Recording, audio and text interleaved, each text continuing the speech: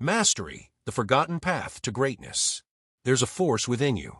You felt it in childhood when you were lost in play, in moments where time vanished doing something you loved, or maybe during a crisis when your mind clicked into another gear and you moved with certainty. That energy? That's not a fluke. It's the very thing Robert Greene brings to life in Mastery, a book that isn't about hacks, tricks, or quick wins. It's about becoming more of who you already are. At its core, Mastery argues that greatness is not a birthright for the few, but a choice available to everyone. The difference between the average and the master isn't raw talent. It's devotion, obsession, discipline, and above all, listening to the whisper within that calls you to something specific, something meaningful, something uniquely yours. Let's walk the path Greene lays out, not just to understand what mastery is, but to awaken the spark it demands. 1. The life's task, reconnecting with who you really are. Greene starts with an urgent truth: most people are lost. We chase approval, money, trends. We build lives that feel hollow. Why? Because we've forgotten the life's task, the work we were meant to do. Every child has natural inclinations. Some are drawn to patterns, others to movement, sound, or storytelling. But over time, society tells us what's smart, what's safe, and what's realistic. We silence the pull inside us. We ignore our curiosity. And so we drift. Greene says mastery begins when we remember. When we stop and ask, what fascinated me before the world got noisy? What activity makes me feel alive, even if no one's watching? Leonardo da Vinci spent his childhood sketching the wilderness around Vinci, Italy. It wasn't academic. It wasn't practical. But it was deep. It shaped his mind. It carved a groove in his soul that would lead to art, anatomy, mechanics, and inventions that redefined what a human being could do. You don't need to be Leonardo, but you do need to get honest. Go back to your roots. Peel back the layers of who you've been told to be.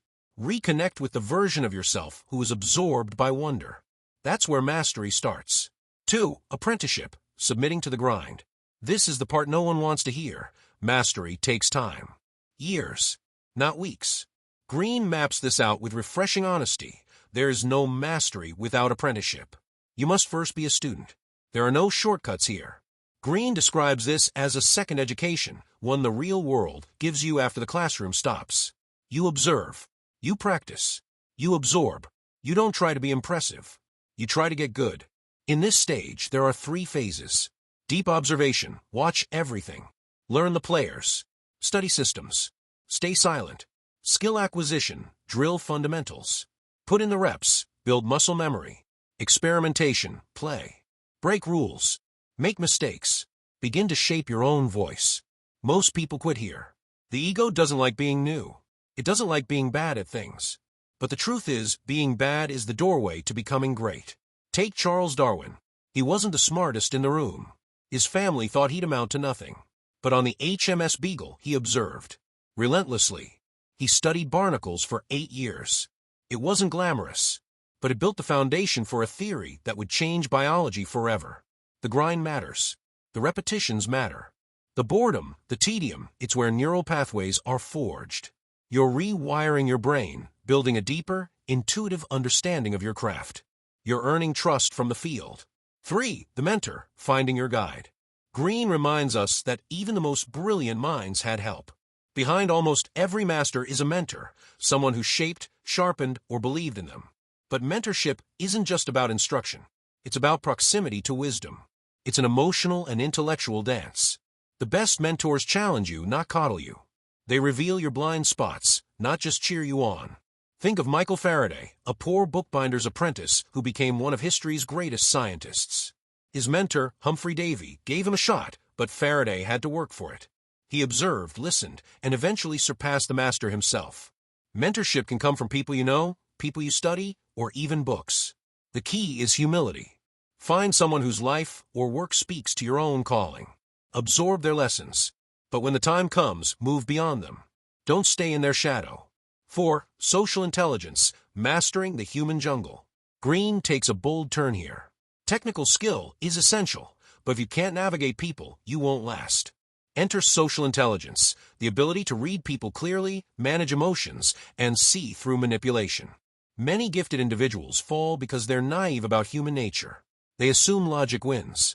It doesn't. People do. Benjamin Franklin mastered this. He was a genius of diplomacy. He knew when to charm, when to stay quiet, when to speak up. Greene calls this the ability to suffer fools gladly. Masters don't waste energy on petty battles. They stay focused on the mission. Developing this skill means observing human behavior without judgment. It means being honest about your own patterns. It means learning when to push and when to retreat. And it means choosing work environments that support growth over toxicity. 5. The creative active reinventing the rules. Now we get to the exciting part, creativity. But Greene makes something clear. True creativity isn't whimsical or random. It's built on a solid foundation of skill and knowledge. You must earn the right to innovate. At this stage, you begin combining ideas, breaking rules, and fusing disciplines. Greene calls this dimensional thinking, the ability to view a problem from multiple perspectives and create something original. He explores several strategies. Negative capability, tolerate uncertainty. Resist the urge for immediate answers. Serendipity, stay open to unexpected connections. Altered perspective, zoom in and out. Flip assumptions. Look for what's missing, not just what's present. Mozart, Coltrane, and Edison each embodied this. They didn't just follow the rules, they reimagined what was possible. But only after years of study, failure, and practice. This is where your voice emerges. Your signature. Your unique contribution to the world. 6. Mastery, intuition at the highest level. Finally, after years, often decades, of immersion, something shifts. Mastery arrives. Greene describes it as the fusion of the rational and the intuitive. Your mind has absorbed so much information, your body so many hours of practice, that action becomes effortless. Insight becomes instant. You don't think your way through decisions anymore. You feel your way through them. Greene calls it the fingertip feel. Jane Goodall knew what the chimps were thinking without needing to write notes. Bobby Fischer could play an entire chess game in his head. The Wright brothers could sense the air. This is mastery. It's not magic. It's earned intuition. Greene argues that at this stage, you become a kind of force. People feel your presence. Your work speaks. And perhaps most beautifully, you return to a childlike sense of play, but with the depth of a master. The master's mindset, what it really takes. Mastery isn't linear. It's not guaranteed. And it's never finished. Greene reminds us that every stage of life brings new challenges, new apprenticeships. The key is remaining a student always. But mastery does ask for something radical, a shift in how we see ourselves. You are not a victim of time. You are a sculptor of it. You are not defined by your past. You are shaped by what you practice. You are not too late. You're just getting started. Greene's ultimate message is not about becoming the next Da Vinci or Einstein. It's about becoming fully yourself. It's about reclaiming agency in a distracted, passive world. We don't need more hacks. We need more depth. We don't need more influencers.